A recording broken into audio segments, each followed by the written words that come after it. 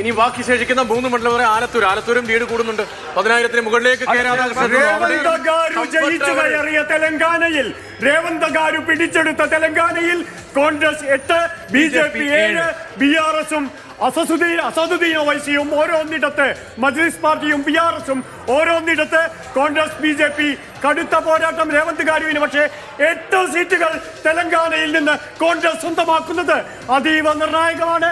ആത്യന്തിക ടാലിയിൽ 230-ലേക്ക് എത്തിക്കുന്നതിൽ വലിയ പങ്ക്. തെലങ്കാനയിൽ കോൺഗ്രസ് 8, BJP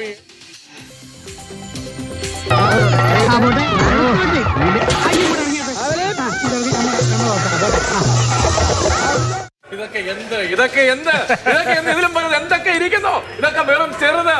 നമുക്കിനി വയനാട്ടിലെ ഭൂരിപക്ഷത്തിന്റെ കാര്യത്തിലല്ല, റായ്ബറേലിയിൽ എത്ര ഭൂരിപക്ഷത്തിന് രാഹുൽ ഗാന്ധി ജയിക്കും? സ്മൃതി ഇറാനി വമ്പിച്ച തോൽവിയ അവിടെ അമേഠിയിൽ ഏറ്റുവാങ്ങുമെന്നുള്ള കാര്യത്തിൽ സംശയമൊന്നുമില്ല. KS-ന്റെ ഭൂരിപക്ഷം ഇതാ 29,205-ലേക്ക്. K. സുധാകരൻ ഇനി കണ്ണൂരിൽ തിരിഞ്ഞു നോക്കണ്ടില്ല. വീണ്ടും K. സുധാകരൻ കണ്ണൂർ MP. ആലത്തൂരിൽ 10,000 കടന്നിരിക്കുന്നു. 10,087 വോട്ടുകൾക്ക് K. രാധാകൃഷ്ണൻ.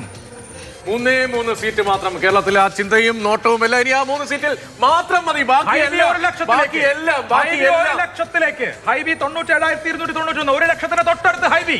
ഏറെക്കുറെ അതേ ഘട്ടത്തിലേക്ക് രാഘവേട്ടൻ ഫാക്ടറും കടന്നു പോകുമോ എന്ന സൂചന ഈ ഘട്ടത്തിൽ വിട്ടുന്നു. 63,000. യു പി കഴിഞ്ഞാൽ ഏറ്റവും അധികം MP-മാരെ ജയിപ്പിക്കുന്ന മഹാരാഷ്ട്രയിൽ 48 സീറ്റിൽ കോൺഗ്രസ് 11 സീറ്റിലാണ് ലീഡ് ചെയ്യുന്നത്. BJP-യും 11 സീറ്റിലേ ഉള്ളൂ. മഹാവികാസ് അഘാടി എത്ര, MBA എത്ര മഹാരാഷ്ട്രയിൽ? അല്ല, അതിനുശേഷം അതായത് ഉദ്ധവ് താക്കറെയുടെ ശിവസേന 10 അതായത് 21, NCP ശരത് പവാർ 8 29 MBA മഹാവികാസ് അഘാടി 29 ഷിൻഡെ ശിവസേന 6 മറ്റേ ശിവസേന അജിത് പവാറിന്റെ ശിവസേന NCP 1 ഒരു സ്വതന്ത്രൻ.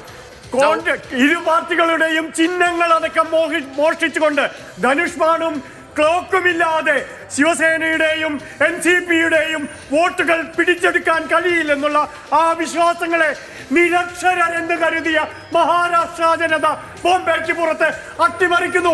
ആദ്യ തെരഞ്ഞെടുപ്പിൽ ടെസ്റ്റർ ബോൾസ് പറഞ്ഞു, അമേരിക്കൻ അംബാസഡർ പറഞ്ഞു, ഇന്ത്യയിലെ നിരക്ഷരരായ 18 കോടി ജനങ്ങളുടെ വോട്ടെടുപ്പ് അപഹാസ്യമെന്ന്. ഒട്ടും അപഹാസ്യമല്ല, വിധി എഴുതാൻ അറിയുമെന്ന് മഹാരാഷ്ട്ര തെളിയിക്കുന്നു. ഇതൊക്കെയാണെങ്കിലും ആന്ധ്രാപ്രദേശിലും ഒഡീഷയിലും നിയമസഭയിലേക്ക് BJP കാലിടറി വീണ് 77 നിയമസഭാ സീറ്റാണ് BJP മുന്നിൽ. 47 നവീൻ പട്നായിക്.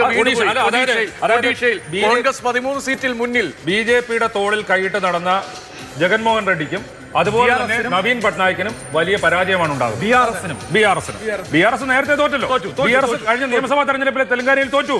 പക്ഷെ ഇത്തവണ ഇവര് ഒരു സൗഹൃദ മത്സരമാണ് പലയിടത്തും നടത്തിയത്. അത് മഹാരാഷ്ട്രയിലുമുണ്ട് ശിവസേന. അതെ, അത് ഇന്നലെ നമ്മൾ കൃത്യമായി ചർച്ചയിൽ പറഞ്ഞു വെച്ചിരുന്നു.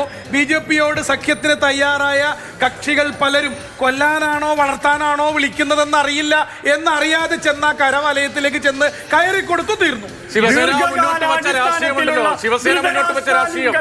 ദീർഘകാലാടിസ്ഥാനത്തിലുള്ള ധൃതരാഷ്ട്രാലിംഗനം ഒറീസയിൽ. പക്ഷെ കാലങ്ങൾക്ക് ശേഷം ഒരിടത്ത് കനൽ ഒരു തരി വരുന്നു. ഒരു നിയമസഭാ സീറ്റിലേക്ക് നിലവിൽ CPM മുന്നിലെത്തുന്നു. പക്ഷെ കണ്ണൂരിലെ CPM കോട്ടകൾ നടിയുന്നു. കണ്ണൂരിലെ CPM-ന്റെ കോട്ടകൊത്തനങ്ങൾ ധർമ്മടം, മട്ടന്നൂർ, തളിപ്പറമ്പ്, കണ്ണൂരിലെ CPM കേന്ദ്രങ്ങൾ. CPM-ന്റെ ആജന്മ ശത്രുവായ K. സുധാകരനെ കയ്യേറ്റ് സഹായിക്കുന്നുണ്ടെങ്കിൽ അതിലൊരു ആങ്കറുണ്ട്, ദേഷ്യമുണ്ട്, രോഷമുണ്ട്. അതൊരു ഭരണവിരുദ്ധ വികാരത്തിന്റെ തീവ്ര പ്രകടനമാണെന്നുള്ള ചുവരെഴുത്ത് ആര് വായിക്കും? കണ്ണൂരിലെ ശക്തി കേന്ദ്രങ്ങളിൽ CPM തകർന്നടിഞ്ഞു പോയി. കണ്ണൂരിൽ ഫെലിക്സ് റിപ്പോർട്ട് ചെയ്യുകയാണ്. കണ്ണൂരിലെ ശക്തി കേന്ദ്രങ്ങളിൽ CPM തകർന്നടിഞ്ഞു പോയി. അഭിലാഷ് പറഞ്ഞതുപോലെ ഭരണവിരുദ്ധ വികാരം പ്രകടിപ്പിക്കേണ്ടത് ആരോടാണ്? മുഖ്യമന്ത്രിയോടാണ്. അല്ലെങ്കിൽ ഏറ്റവും പാർട്ടിക്ക് ശക്തിയുള്ള സ്ഥലത്ത് തന്നെ പാർട്ടി അണികൾ പോലും പ്രകടിപ്പിച്ചിട്ടുണ്ടാകും. അല്ലെങ്കിൽ എങ്ങനെയാണ് മട്ടന്നൂരും ധർമ്മടവും ഒക്കെ ഇങ്ങനെ ഹ്യൂജായ ഒരു മേൽക്കൈ പാർട്ടിയുടെ ശത്രുവിന്? KPCC അധ്യക്ഷന്റെ സമയവും കൂടി നല്ലതാണെന്ന് പറയേണ്ടിയിരിക്കുന്നു. ആഴ്ചകൾക്ക് മുൻപാണ് അദ്ദേഹത്തെ ഏതാണ്ട് ഒരു 30 വർഷം പഴക്കമുള്ള ഒരു കേസിൽ കുറ്റവിമുക്തനാക്കിയത്. അതിനുശേഷം ഇവിടെ ലോക്സഭ ഇലക്ഷന് പാട്ടും പാടി ജയിക്കുകയാണ് K. സുധാകരൻ. മാത്രമല്ല പാർട്ടിയിൽ നിന്ന് വലിയ വിമർശനവും ആക്ഷേപവും ഒക്കെ K. സുധാകരൻ നേരിടുന്ന സമയത്താണ് ഈ ഉജ്ജ്വലമായ വിജയം.